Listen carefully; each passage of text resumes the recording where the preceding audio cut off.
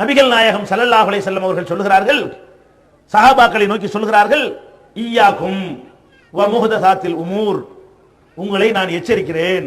என்ன எச்சரிக்கிறேன்?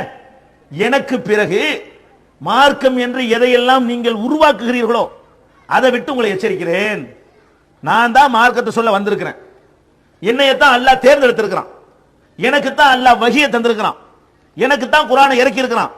அதை எப்படி புரிந்து கொள்ளணும் என்ற விளக்கத்தை எனக்கு தான் தந்திருக்கிறான். நான் அதை உங்களுக்கு தர்றேன். ஆனால் நான் தான் இதை முடிவு செய்யணுமே தவிர எனக்கு பிந்தி நீங்கள் எதையாவது நீங்கள் செய்தீர்களேயானால் மார்க்கம் என்று அதை எச்சரிக்கிறேன். செஞ்சா என்னவாக? குல்ல முஹ்தஸத்தின் பிதா, எனக்கு பிறகு உருவாக்கப்பட்ட எல்லா காரியங்களுமே அனாச்சாரம். குல்ல பிதாத்தின் லலாலா, ஒவ்வொரு அனாச்சாரமும் வழிகேடு. குல்ல லலாலத்தின் பின்னார், ஒவ்வொரு வழிகேடும் நரகத்தில் கொண்டு போய் சேர்த்து விடும். என்ன அர்த்தம் விளங்குதா?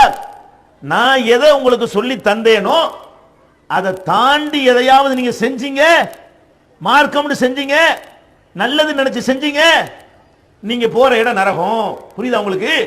அப்ப இஸ்லாம் என்ற பெயர்ல, தீன் என்ற பெயர்ல, வணக்கம் என்ற பெயர்ல, இபாதத் என்ற பெயர்ல, திக்ர் என்ற பெயர்ல, தஸ்பீஹ் என்ற பெயர்ல, நோன்பு என்ற பெயர்ல நம்ம எதை செய்யறதாக இருந்தாலும் அது நபிகள் நாயகம் காலத்தில் இருந்திருக்க வேண்டும்.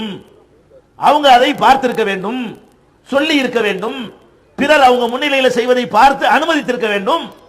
அப்படி இல்லாம பின்னாடி உருவாகி இருக்குமையானால் அது உங்களை நரகத்தில் சேர்த்து விடும்.